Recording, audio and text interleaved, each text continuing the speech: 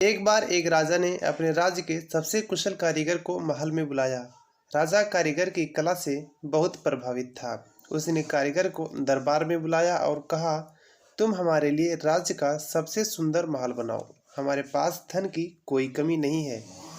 तुम जितना धन मांगोगे उतना तुम्हें मिलेगा। कारीगर कुशल तो था, लेकिन उसे अपनी कला का घमंड आ चुका था।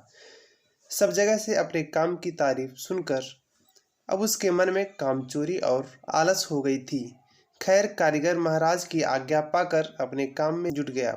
लेकिन थोड़े ही दिन बाद उसके मन में विचार उठा कि क्यों ना रद्दी घटिया किस्म का माल लगाकर जल्दी से जल्दी माल का काम समाप्त करके मोटा मुनाफा कमा लिया जाए। और उसने यही किया। कारीगर ने घटिया किस्म का माल लगाकर महल की भुरभुरी दीवारें खड़ी कर दी। कारीगर ने बाहर से महल को सुंदर साज सज्जा से चमका दिया, लेकिन अंदर से महल में कच्चा माल लगा था।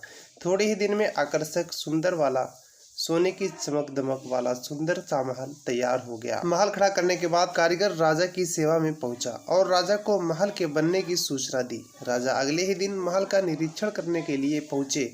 महल को देख राजा बहुत ही प्रभावित हुए। महल बहुत ही आकर्षक और सुंदर लग रहा था। राजा ने कारीगर की बहुत प्रशंसा की और कहा, मैं तुम्हारी कुशलता से बहुत प्रभावित हूँ। इतने सुंदर महल निर्माण के लिए तुम्हें जो भी इनाम दिया जाए वो कम है। मैं सोच रहा हूँ इस अद्भुत कार्य के लिए तुम्हें क्या इनाम दिया जाए। फिर थोड़ा सोच विचार कर महाराज मुस्कुराए और बोले, लो, तुम्हें यही महल पुरस्कार में देता हूँ। महाराज की बात सुनकर कारीगर हैरान रह गया। उसे क्या मालूम था कि जिस महल को वह घटिया माल से बना रहा है, वही महल एक दिन उसे इनाम में मिल जाएगा। राजा महल का निरीक्षण कर और महल को कारीगर को इनाम में देकर चले गए।